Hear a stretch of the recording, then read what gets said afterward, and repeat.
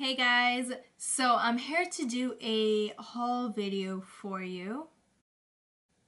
Wait, now you say you're not doing no more off for the new year? Yeah, about that. You see, I didn't actually break my New Year's resolution. There are products that I kind of forgot to add in the last haul video, or that I deleted from the last haul video because it was getting too long. So this is going to be very quick, very short, and to the point, and there are not that many products to talk about. So let's get right into it. So one of the very last things that I bought, which actually I'm going to do a favorites video for 2013. It's not going to be a lot of products because I didn't use that many like eyeshadows and stuff, but it's mainly face stuff that I used in 2013. But I did pick this up. It's the Bite Beauty Natural Food Grade Agave Lip Mask, which is a little tube like this, and it's meant to be applied. It looks really medicinal, but it's supposed to be applied at night as a lip mask, and it's supposed to soothe and soften and make your lips really like hydrated. And I picked this up, I would say when I picked this up, the end of December, and it's been a savior for me. I really needed this lip mask because the winter, my lips have just been like, excuse me, I quit. I don't want to play anymore. The sides of my lips have been really dry, like wind chapped. Like that's how bad it was, like wind burn. It was really chapped, and it was like, it was not cute. And my EOS lip balm was not working, chapstick, all that stuff was not working. And if you really know what they put in those products anyway, they don't really treat you. They don't really treat your lips and dry skin. They just make your lips feel great while they're on. But once they're off, it's like they have menthol in them and, you know, other drying ingredients that actually make you want to put more lip balm on. Hello, it's all about marketing. But this, I found, was really hydrating, really made my lips feel great, even after it was off. And it lasts a good few hours, like if you're not eating and drinking. So I actually use this during the day and not just at night, but I use this during the day as my regular lip balm, and my lips have never felt better. And my husband is in love with this because I know a lot of people recommend the Jack something that they sell at Sephora for men. No, I'm telling you, get this one for your husband, get this one for your boyfriends, get this one for yourself, your mother, your granny, everybody in your family, because it works really good. But I mean, I spoke a lot about this because it's really, really good. Really good. Everything else I got shot, I think. Everything else. The next thing I picked up is this Dior Air Flash Matte Touch. Now I'll show you the box. It's this little spray thing. Is kind of like their Air Flash foundation. Same kind of spray can kind of thing. One shade, and you're supposed to spray it on your skin. That's what they recommend. But this is from Danielle from the Style and Beauty Doctor. Hey Danielle! She actually heard from one of their experts that don't spray it directly on your skin like this, but actually spray it on a brush and then take the brush and, you know, put it on your skin. Or you can do what I'm doing right now and like spray it on your skin and then use a brush to pick up the product and apply it over the areas you need it. And that way it really works, and it's a universal shade, and it's meant to apply matte touch. That's what it says. Give you a matte finish wherever you apply it, which it actually really works. And I don't know if like the airbrush effect that you get, like the airy finish that you get from an air powder, because this is the first time I've seen an air powder, but because it's so finely milled, because it has to be sprayed, it doesn't look cakey. It looks really good. Don't apply too much though, because you know powder still can cake up and look bad. But just a light dusting of this powder in your T-zone if you're oily. Gorgeous. So thanks Danielle, I really appreciate you recommending this. So I grabbed this, and I'm glad to grab it because it's really actually really nice. And again, there are things I forgot to show you on camera, but I wanted to show you off camera just because I think they're worth it. I got the Professional Agent Zero Shine from Benefit. This is a Shine Vanishing Pro Powder. Comes in a little thing like this. It's a little shaker, and you're supposed to shake the powder into the little top, and then it has a twist out little brush that, you know, you rub it in with. And it's actually a really nice powder. I haven't tried it out too much yet, but this should be a good powder.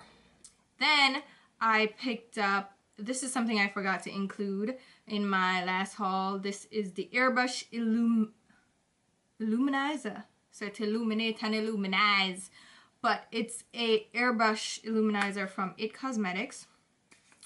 And it has this little powder puff, which I wouldn't recommend applying it with, but it's this really light yellow powder. Banana powder, move over. But it's light shimmery. It's shimmery. I don't think you're gonna see the shimmer and sheen on my arm, my hand. Can you see it? It gives like this nice reflective sheen, and it's really finely milled, so hence the HD effect. You can apply it and it's really glowy and dewy without settling into fine lines because it's so finely milled. You can apply it and really blend it in, and it gives a nice glow to your skin. So I picked this up in addition that I forgot to include, but that I really actually enjoy. Speaking of highlight powders, I picked up the Healthy Glow powder from Givenchy. This is in shade number 4. It comes in a palette like this, and it looks like this. It is a really nice glowing powder. It's not what I would call a highlight by virtue of the highlights on the market where you have shimmer, sheena, shine, and all of that. This one actually does give a nice, well, you're not gonna see it, but it gives a nice bronzy glow to the skin, which looks really natural, looks really good. I think I would compare this to the Hourglass ambient lighting powders, but I think this one is more finely milled. Although the Hourglass ambient powders are finely milled, some of them have like glitter particles in there, shimmer particles that stand out a little bit too much for my liking, so you have to use very little. But this is like, you can't overdo it. It's like you almost can't overdo it applying this to your skin. It's really, really pretty. Really, really pretty. Then, I'm almost done. I got some Chanel Le Blush Creme de Chanel. These are the cream blushes from Chanel. They're really small ones. I was like, oh, them so small. But then again, cream products dry out really quickly, so I don't mind them being a little smaller, because that means you're more inclined to use it up before it dries out. You get the gist. This one is shade 69. It's called whatever. It's this shade here. Really pretty shade. Let me apply it to my skin so you can see. And they're really pigmented, but they blend out really nicely. And then the other one is 62 Presage, and it looks like this. This one is a more corally shade. The other one's more pinky. And I'll show you those. This one is the pink shade 69, and this one is the coral shade. And you can blend them in like they blend in really well. I hope I showed you the right direction in there, but the pink one is 69 and the coral one is 62. But they blend really well down to this powder finish, so you don't have to worry about being creasy and greasy, as like the cream blushes from MAC can be a little bit greasy on your skin, especially if you have oily skin, and they kind of just exaggerate the oil on your skin. So, but those blushes from Chanel are really, really actually nice. Then all that's left is some lip products. I got this lip tar from OCC. This one is Anita. And I didn't check. Oh, it's separated already. You have to mix some of these up. But this I thought was a really nice dark shade. And you'll see it's this nice dark, like Boudoir color, like a nice Boudoir wine shade. It's really nice. Really nice. If you like dark red shades, this one is a really nice one, and it's gonna dry matte, so it's really pretty. Then in the same lip family, well, not in the same lip, but in lipstick things, I got a Rouge Volupte from YSL. This is the Silky Sensual Radiant lipstick. This is shade number 3, which is called, what it called? Them have name for them in a beige ultime. So the ultimate beige. I don't know why them have to go on, so. But it's a pinky beige color. Nice. It's actually a really subtle pink shade. It's like a My Lips But Better shade. And I've been seeking a shade to replace my Clé de Peau number 109 because that was discontinued and I'm out of it. And that was my wedding shade and I really loved it and I can't find any more of it. It was discontinued. How dare they? And I also got some, I don't know how to pronounce this, but it's their lip glosses. Let me just say it's their lip glossy stain. Yeah, the glossy stains. This is 102. I can't pronounce the French part. This is shade 102. And let's put 102 there. And I also got 109, which they're similar concept shades, but one's pinky and one's peachy. They, to me, are topper shades. Let's see. Let's show you those. So that's the pink one and that's the peachy one. And they're like nice gloss stains, and you can apply these just to your lips to give a pop of color, like a nice stain. Or you can apply this over a lip shade to kind of make the color a little bit more interesting, because I don't know if you could see on camera, but they have like a golden shift to them. So it can make your lip color really interesting. And they do stain because I can't even get that pink one off. But they're really actually really nice shades. So glad I picked those up. And then I grabbed 2 Marc Jacobs lipsticks. These are Understudy number 114 and Roleplay, which is 110, 110 and 114. And these are the gel lipsticks. This is 110. Looks like that. It's a nice nude shade. And I picked them up because they're nudie shades. And this one is Understudy. This is the 114. So one is definitely more of a pinky nude, and then the other one is more corally, more if you see, pink and coral. Yeah, so those are the shades I got, and then that's it. I promise that's it for me. So yeah, stay tuned for the rest of the haul.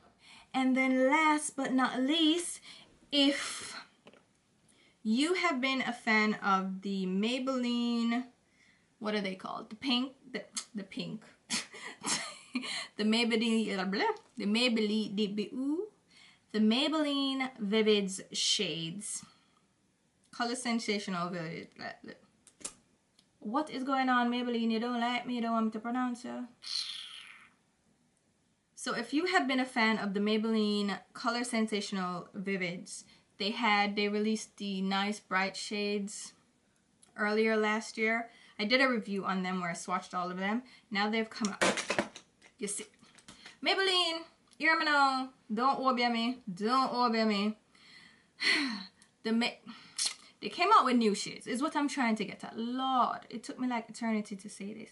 But they have nude shades. They already had nude shades in their range, but they came out with a whole shades of Maybelline Color Vivids Nudes, which is separate and different from the actual regular Color Sensationals. Because you have the kind of Color Sensationals, which are just lip colors, and then you have the Vivids, which are more intense pigmentation. And they had the bright shades earlier, like I said, last year, and then now they have the new shades, which are nicely pigmented. And I picked up, how many are there? There's 6, 7, 8. There are 10 shades, but I only picked up 10. God bless me tonight. There are 10 shades, but I only picked up 8 because the 2 lightest shades are just far too light. They are not for me, and I'm not going to fool myself and tell you I picked them up and then have darker skin ladies thinking that that's for them, because it's really not. The lightest shade I got was 920, which honestly is still a very light shade, but what I can do with this is mix it and do that inner bright shade on a regular nude lip rather than wearing this by itself, because nothing looks worse than like this concealer death trap lip that look like Ashley Larry and like a crackhead on the side of the street. It don't look good.